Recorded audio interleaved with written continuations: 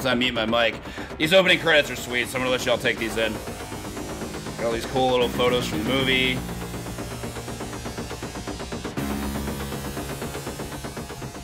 This time, not retroactively this time to last time, but this time, and only this time, it's war. Still amazing to me that this was like a 4-year delay from the original movie release. I'm gonna turn down the volume just a little bit. And on from last year into this year, welcome back everybody. This is Aliens, Konami arcade title that honestly borrows a lot of influence from other Konami titles that I'll be getting into. This is one I just learned this year, and honestly, I think this game's amazing. And what's even more absurd about it, and I think the thing I'm gonna get made fun of most, is the fact that I have actually never seen any of the Aliens movies, and yet I still decided to play this game. And I believe Enemy alluded to it at the end of the SG&G run, but yes, this is based on the sequel. Also, I believe that Ripley has, I think she has brunette hair, so I don't know why they dyed her blonde for this game, but here we are. I'm also running the Japanese version, which is, again, one of 3 versions, Japan, World, and US. US is the hardest. I've not really played or cleared that one yet. World version I've cleared, but I don't trust it for marathon safety. JP version has some pretty cool little things that you can take advantage of. But it also cuts some content, believe it or not. There's actually a couple of in-between stages that get completely cut, and also removes an entire subplot from the game. So we won't be seeing that, unfortunately. But I also happen to like the Japanese version the most because it has the best color scheme. Like, it tried to keep the color scheme a lot more loyal to what the movie was. So there's a lot more, like, dark purples and better ambiance of what you're seeing, like all those reds. US version's a bit brighter, like it almost looked more like a cartoon, whereas yes, I'm aware that this is incredibly animated, but I feel like there's almost like a bit more hard sci-fi to this than there is in the US version. I'm not going to load it up to compare, but it's the one that's been played the most, even including on one of our past events by a runner not on the staff. So anyway, enough babbling. I'm going to go ahead and fire it up. Aliens. Sorry, I wanted to hear that again. I think that sounds awesome. And start us off. Alright, so we start off with this railgun, which is okay. It has rapid fire. You can just hold the button to fire it up. We can actually wait until we get our actual weapon, though. Right at the start of the game, we get the flamethrower. And the thing about flamethrowers in video games is... Actually, I don't know. Actually, I'm going to say I don't, but I actually do. The joke, as I understand it, is that the thing about flamethrowers in video games is that they're either really good or really bad. And this is definitely a game where it's very, very good. It's the best weapon in the game. It does incredible damage and has really, really good piercing capability. Our first boss, I'm going to go ahead and spawn these guys up here. Do the same there. This guy charging S, going to get out of his way. Try and stay near the back. For his first phase, this is all he's going to do, is just try to lunge at us. Try and stay out of his way while he's doing that. Alright, second phase is going to do something a bit more boss-like. I'm going to fire all this stuff. Do my best to stay out of the way of all that. Good fights. And... Ripley rip. Sorry, game's over. Got run over. Never mind. We're on to stage 2. Stage 2, I think, is has a bit more intensity to it. It feels much less like the opening of an action game, like the first stage did, with that incredible music. Start off by doing a little bit of aliens, crawling through these ducts, killing things that come our way. Then we got zombies in the vents, which I think is an interesting addition for sure. Just gonna get out of the way of that. I haven't found a way to be able to kill those zombies that are in the grate without them throwing a grenade first, so I think the only thing you can really do is just wait it out. These crawling aliens, the ones that are walking on their tails, they do 3 damage, so I'm being very, very mindful of where they are at all times because I don't want to get hit by them. Damage boost need not apply, no thank you. Kill that clown. Okay, onto our mandatory Konami elevator. This is one of the few segments in the game that's actually at its most difficult in the Japanese version. In the Japanese version, that's the only time you see those purple demons that spawn from the top. A couple things to keep in mind. One, we don't want to get hit because we never want to get hit. And 2, there are some aliens who can spawn on top of the elevator car that can shoot through the cables. You can see there in the middle, they have 3 cables. If all 3 cables disappear, we fall to the ground and we lose a life. We don't want that to happen. That was the first round of enemies that could ensure that's going to happen. You can also see for our 2 buttons, we have a standing shot and a crouch shot. There is no jump in this game. Crouch shot is useful for some things, particularly on some boss fights, but I tend to use it to take out those face huggers that appear on the ground. Get rid of that guy. That guy normally drops an acid blob, so I'm pretty glad he didn't. I'm going to use crouch shot here because we have some of those little crawlers that actually do some zigzag motions, which seems incredibly fair for us, who we're only stuck on 2 planes. We can only go left and right. Sorry, single plane. Those red guys are a lot more prone to being able to snip the cables. They managed to get 1. We're only going to be seeing 1 more group of them, so that shouldn't be that huge of a deal. Down we go.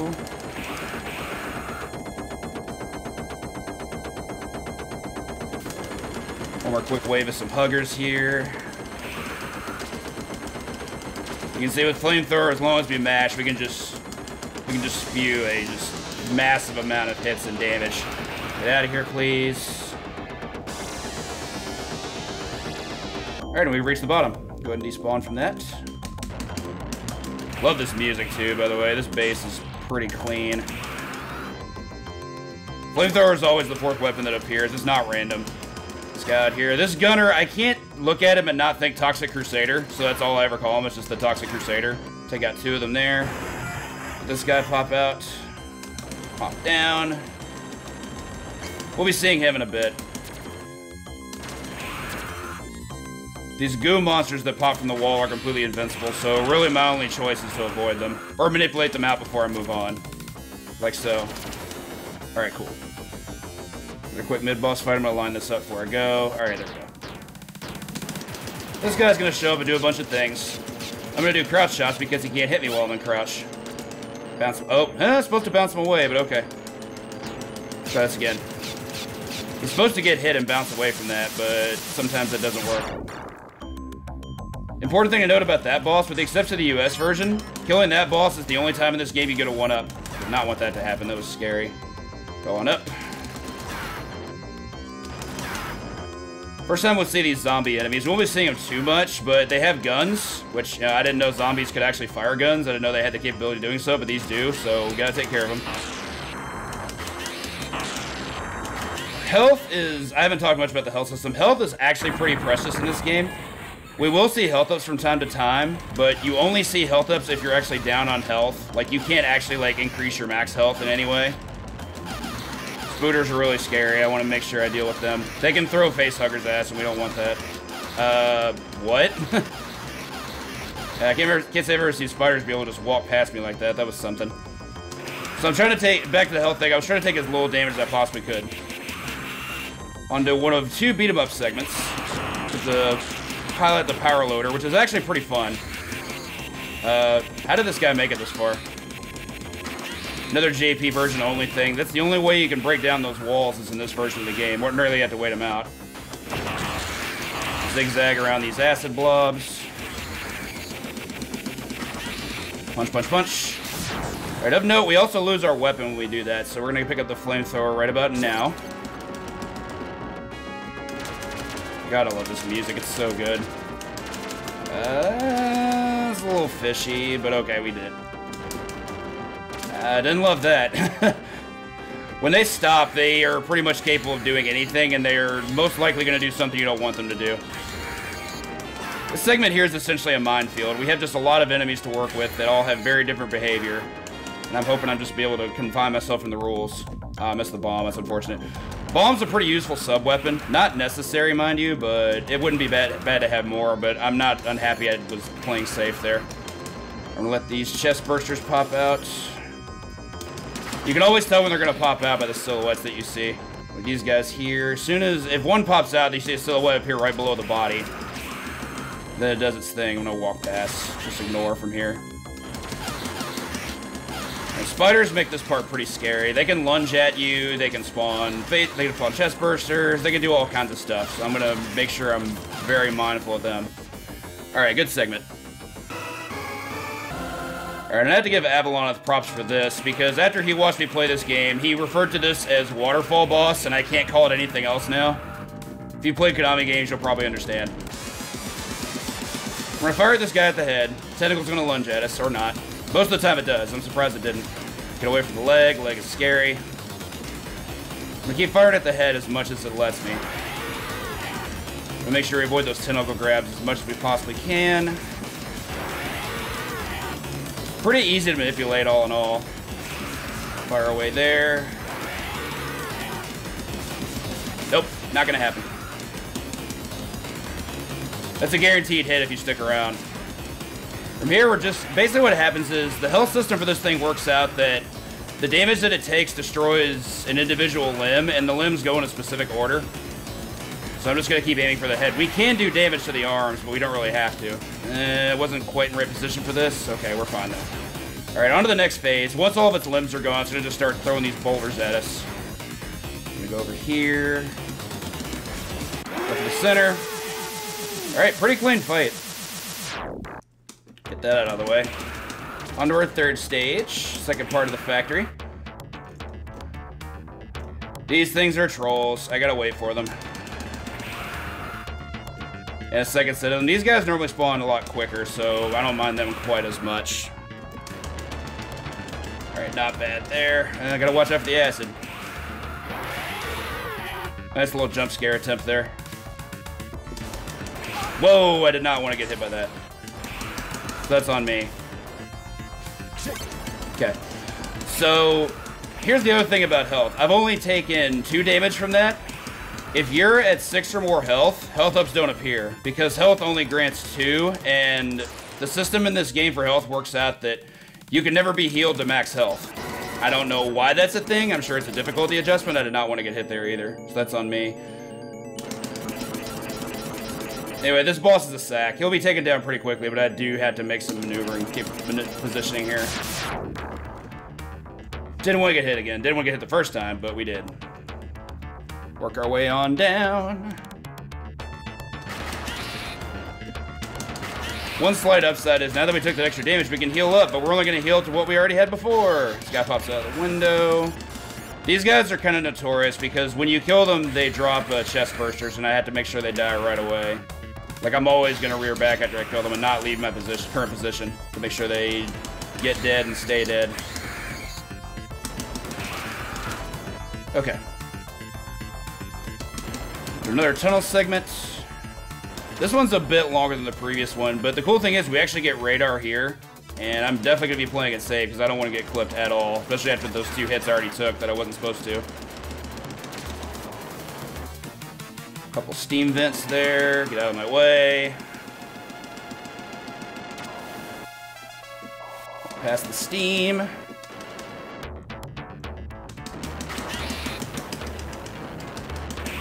Guys popping out of the vents aren't going to be any issue as long as we have flamethrower. Just entirely too strong here. Got another one coming this way. I'll be sure to run back and clip him. I feel like they could have done some things to make this part a bit scarier. Like, knowing the enemies are going to be coming from the right does make things a little bit more tolerable. I do have to admit that much. Also, you can tell it's a Konami game because they turn xenomorphs into Medusa heads. Very interesting design decision that I don't think any other developer would even bother to try to do. Alright, tunnel over, out of the ducts. Wipe these guys all down. This part's a little finicky. Do have these electric barriers we have to work our way past. Wait one more cycle to do it. Okay. So I'm actually going to wait out to make sure I get the proper weapon. Don't want to not get that. Okay, cool. Got our health. This is the highest our health is going to be the rest of the game. We can destroy these ducts to make sure that the chest bursters don't appear. I'm actually kind of amazed that hitbox worked out. I'm going to do that again. Ooh. Ooh, the hustle. Actually, work our way down here to the barrel because this is a lot more important to get rid of. Alright, there we go. Another fall segment. Great music here, but there's a lot of nonsense going on at the bottom that we just really don't have to concern ourselves with. Just gonna walk off to the right. It's pretty horrible, gotta admit that. Gotta kill that one chest burster. I love this bit. We're gonna let those xenomorphs go to the right, and they're gonna do that. Like the lemmings that they are. Wish it could be the same for the chest bursters, but unfortunately, I'm gonna let this other Xenomorph kill himself, because why not? Alright, those chest bursters popping out are getting kind of old, so...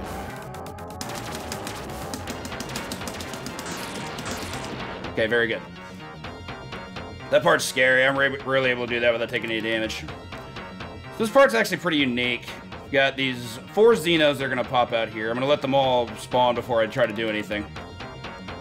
So to start, we can only hit them with Crouch Blast. And once they get big, we can hit them with anything. I tend to take my time here, because what I want to do is ensure that I only have to kill one at a time. I don't want more than one of those active at any given time, because then things get a little bit more out of control. So once one, you know, eats a super mushroom, that's when I decided to just go in for the kill. There we go. I also don't know why his screams kind of sound like Ripley when she takes a hit, but here we are. Okay, I was saying, I figured my anti-air capability was better than that, but sure. Okay, do that. This part's actually kind of scary if I mess it up, which I almost did. Okay. Scary stuff always. Little guy in the vent, gonna drop a bomb on him. Bomb for input for the Japanese version is both buttons at once. Pretty useful for taking out things under the vent. I did not want that to happen, but I'll get the healer back up right away, which is good. And then I take it again right away. Alright, now that we're out of that, one of my least favorite segments of the game for sure, and I'm glad it's over. It's honestly, to me, completely busted that you can do crouch shots while also moving. You don't move as quick as you do if you're standing, but still pretty clutch. Get out of my way, please. What are you doing? Okay, get that out of the way. Ripley, believe it or not, I love it. Go away, please. Alright, on to our boss fight. Here we have these lightning bolt Xenos. Pretty interesting fight, I think. What they do is they give us 3 patterns of just going back and forth like so. There is a fast way to do this, but I'll be honest when I say I'm not very good at it. What I do there is I just let 3 cycles go by, and then they do the horizontal attack where they just channel electricity into each other. I do crouch shots the entire time, and then I leave. Like so. I'm just going to keep doing that until it moves to phase 2. They share a health bar here, so we're only going to be able to kill 1. Okay. I'm going to toss some bombs, try to get some extra damage. Yeah, I normally get hit there. I'm not surprised about that. Smash away. Okay. That phase can be really scary sometimes. Alright, on to the fight that I've... This is honestly the only boss fight I've practiced today. It's, this boss fight's kind of a troll. It's a pretty short room. We only have this one room of just complete nonsense before we have to, fight our boss. So I'm gonna work my way through it with these crouch shots. This is pretty safe to do. You do move a little bit slower, but crouch shots do take care of the eggs, but it's also a precursor of what we're gonna expect here. Alright, we're into what I believe is Queen 1. As in, like, this is the first fight we have against the alien queen. The only way we can do damage to her is to go to the top pixel and be able to just fire away. But we had to keep a lot of other things in check as well. The most notorious are those Xenos that are crawling on the ceiling. And I hate these guys. There's a pretty big reason for it, too. When they fall from the sky, they don't have an active silhouette. So you can only see where they are on a horizontal perspective, but you don't know where they are in terms of depth. So they could appear right on top of you, they could be several pixels below you, and you just kind of have to hope. Gotta watch out for the acid, too. Take care of that. Alright, cool. I'm actually surprised that acid didn't hit me. It definitely trajected towards me. Good fight. Practice paid off. Alright, this is our last actual stage. The escape route with this dope music here. Why is this thing not getting hit? Okay, there we go. Those enemies actually don't appear in other versions of the game. They're kind of peculiar. I think you can only hit them with crouch shots. I did not want to get hit there. But even sometimes it doesn't quite line up for some reason. There we go. But it's always lower than you'd think it would have to be. Gonna need some health. Bombs are welcome too. Really? He managed to get past that. Okay, okay. So I'm a little scared here if I'm not able to get more health, primarily because I'm actually gonna wait out those weapons. I don't want to pick up the wrong weapon by mistake. Okay, so yeah, you only get 2 full cycles per. Whoa, whoa, whoa, whoa, whoa, whoa, whoa, whoa, whoa. Calm down there. Okay, there we go.